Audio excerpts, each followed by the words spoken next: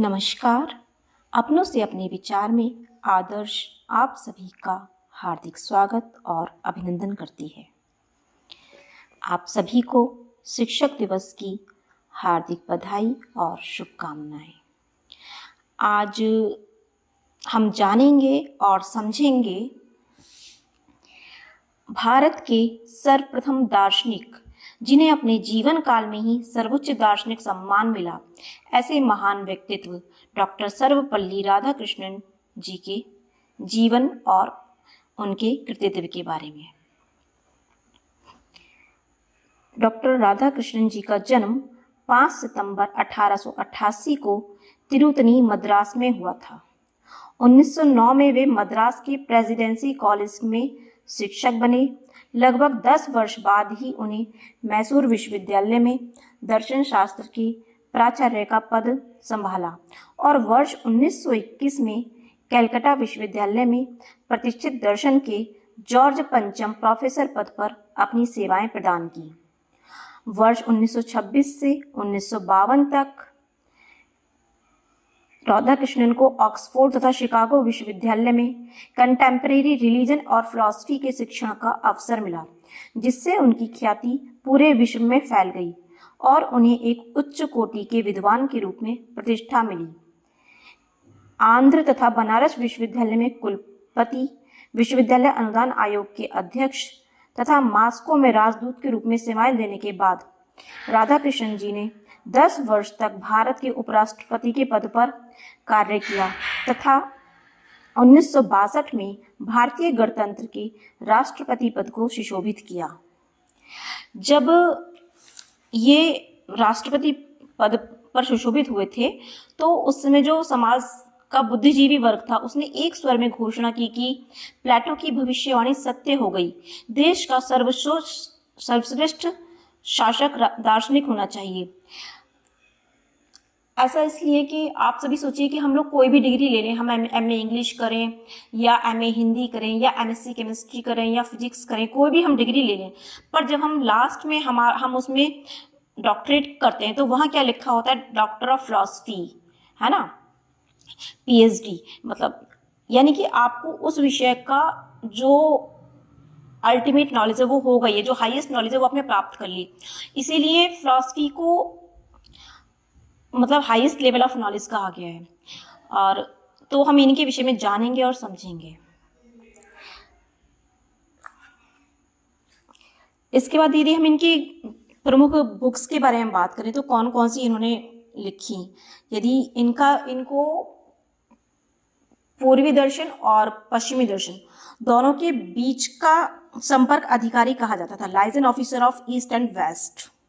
ऐसा क्यों कहा जाता था? क्योंकि जितनी इनकी पकड़ इंडियन फिलॉसफी पे थी उतनी ही पकड़ इनकी वेस्टर्न फिलॉसफी पर भी थी और इसी कारण से इनको दोनों के बीच का संपर्क अधिकारी कहा जाता था। और इन्होंने दोनों पर काफ़ी बुक्स भी लिखी, जैसे कुछ बुक्स इस तरीके से हैं: reign of reason in contemporary philosophy, Indian philosophy part 2, the Hindu view of life, the idealistic view of life, east and west in religion, eastern reason and western thought, religion and society, Bhagavad Gita, Dhammapada, the principal Upanishad, Brahmasutra, recovery of faith. इस तरीके से बहुत सारी books आपने लिखी।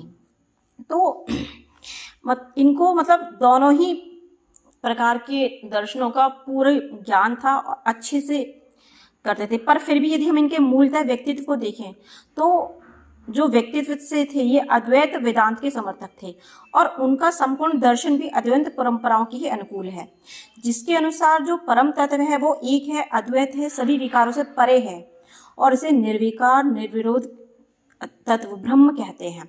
परम तत्व भौतिक नहीं है अपितु अभौतिक या आध्यात्मिक है और इसकी संख्या एक है और इसीलिए इसे हम इनके जो दर्शन है उसको एब्सोल्यूट आइडियलिज्म भी कहा जाता है या कभी कभी मोनिस्टिक आइडियलिज्म भी कहते हैं।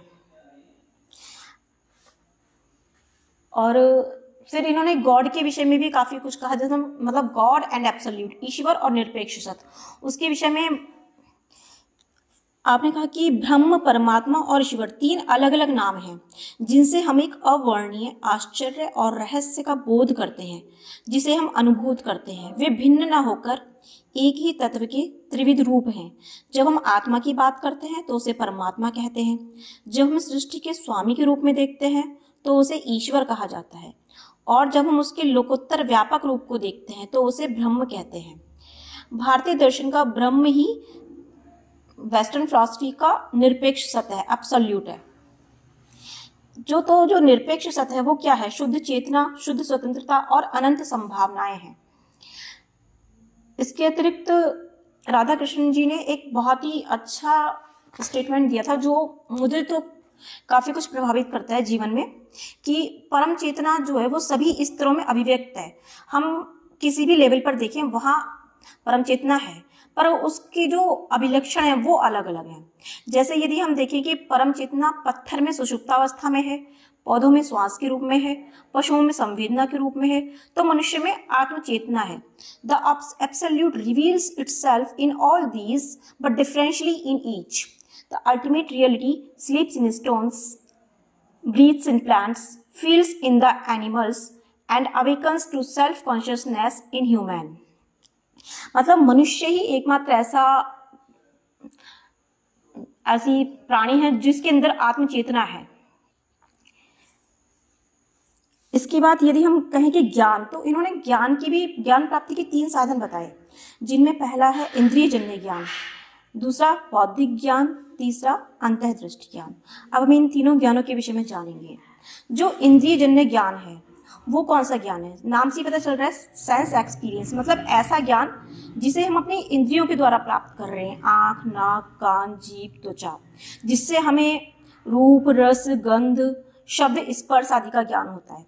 ये ज्ञान सत्य भी हो सकता है और असत्य भी हो सकता है, और इसी ज्ञान को हम डायरेक्ट नॉलेज भी कहते हैं। इसके बाद जो दूसरा है वो क्या है? बौद्धिक ज्ञान है, यानी इस स्तर पर हमारी बुद्धि सक्रिय रहती है। यहाँ पर बौद्धिक ज्ञान में क्या है कि विषय का सदी साक्षात्कार नहीं होता। यहाँ पर जो हमारी नॉलेज होती है वो एनालिटिकल, सिंथेटिकल वे में होती है। संवेदनाएं वस्तुओं से उत्पन्न होती हैं, अतः वस्तुजन्य है, परंतु ये संवेदनाएं अलग अलग होती हैं और इन्हें समानता या असमानता के आधार पर एक सूत्र में बांधना बुद्धि का कार्य है। तभी हमें किसी एक विषय का ज्ञान प्राप्त हो जाता है, और यही विमर्शात्मक ज्ञान जो होता है वो बौद्धिक है। यह प्रत्यक्ष न होकर के परोक्ष है, क्योंकि बुद्धि को विषयों का सद्य साक्षात्कार नहीं होता। इसके बाद जो तीसरे प्रकार का ज्ञान है उसको हम कहते हैं इंट्यूशन, अंतर्दृष्टि ज्ञान। वास्तविकता में जो रियल नॉलेज है वो यही है, अगर हम राधा कृष्ण जी की माने तो।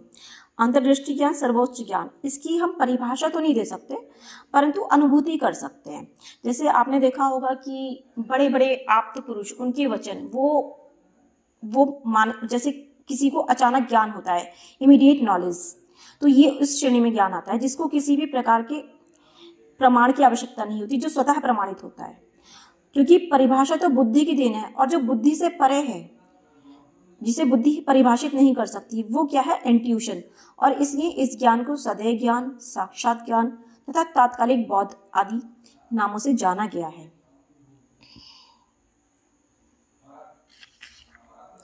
इसके बाद यदि हम देखें कि एब्सोल्यूट के बारे में भी इन्होंने कहा कि क्योंकि ये एब्सोल्यूट आइडियलिज्म को मानते थे, तो इन्होंने ये कहा कि निरपेक्ष क्या है? जिसे किसी की अपेक्षा नहीं है या किसी की आवश्यकता नहीं, जो स्वतंत्र है।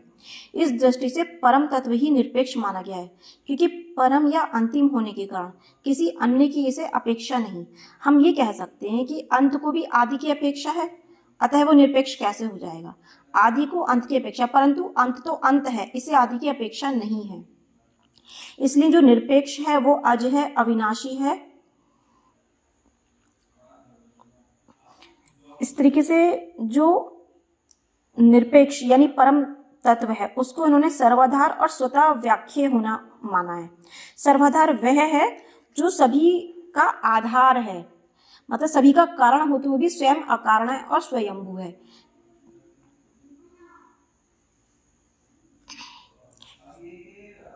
और यदि हम देखें तो इन्होंने इंटेलेक्ट और इंट्यूशन, इनको भी हम जान ही चुके हैं कि क्या कहा इसके बारे में।